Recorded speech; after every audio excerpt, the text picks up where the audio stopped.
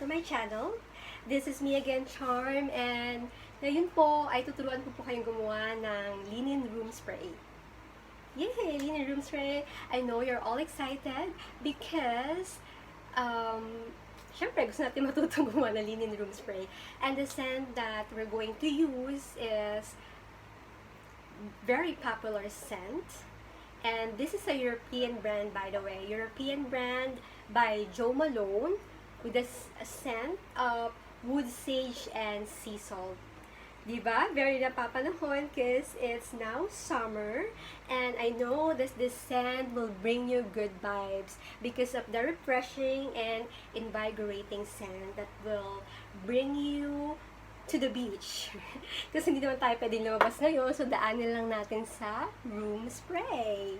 Without further ado, let's start the tutorial, and don't forget to click like and subscribe and continue watching for you to be able to know how to make a linen room spray.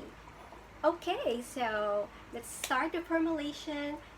First of all, we need to make sure that all the tools and ingredients is all prepared. Okay? And I already have here in front of me all the ingredients that we needed.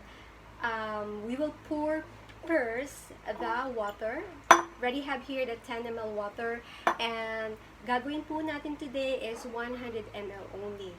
For the 100 ml linen room spray, let's put 10 ml of water. And then I have here 90 ml of the alcohol, 70% ethyl alcohol.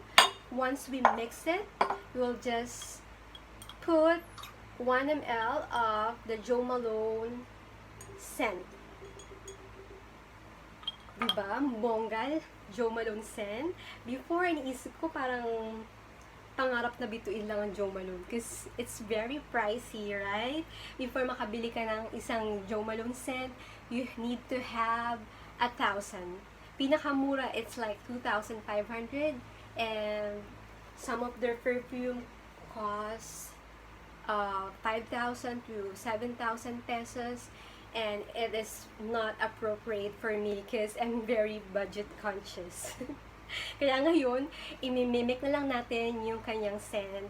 And I'm so proud with the Filipino chemists because they have actually the ways in bringing the scent here in the Philippines.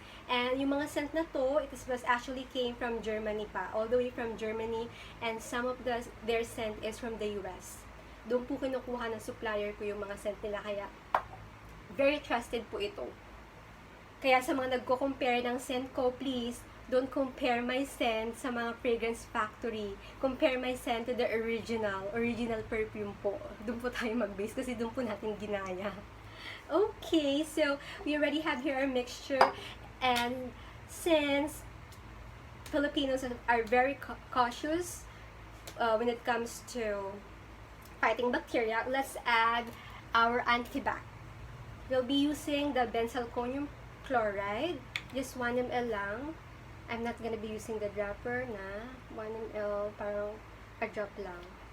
Yan, we have the antibac to make sure that we are actually protected with the bacteria, to fight bacteria as well, because we are still fighting COVID right now. Alright, so since we already mixed all the ingredients, let's prepare our empty bottle. I have here the 100 ml PET bottle. We'll just transfer the mixture.